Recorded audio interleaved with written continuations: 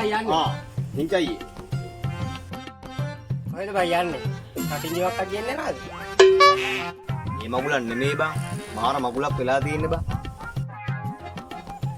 ඇයි බං මොකෝ කේස් එක? මේ මන්ද බං.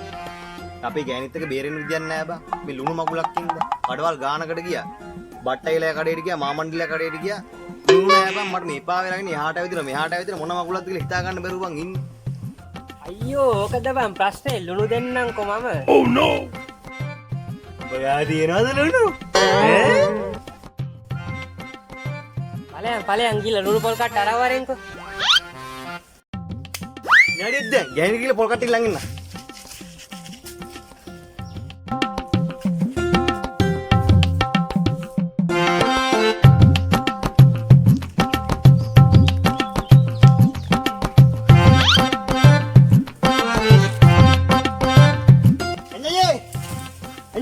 අඩු යාවා.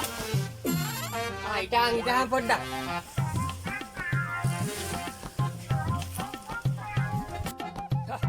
පොඩ්ඩක් හිටාන්කෝ එන.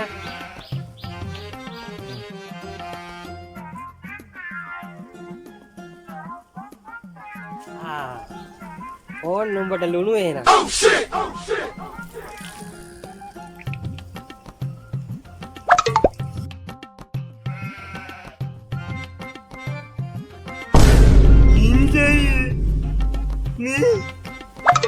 කමක් නෑ ඉතින් ගෑනිකෙන් බේරෙන්නත් එක මේකත් හොඳයි ඉති වෙන කරන්න දෙයක් නෑ.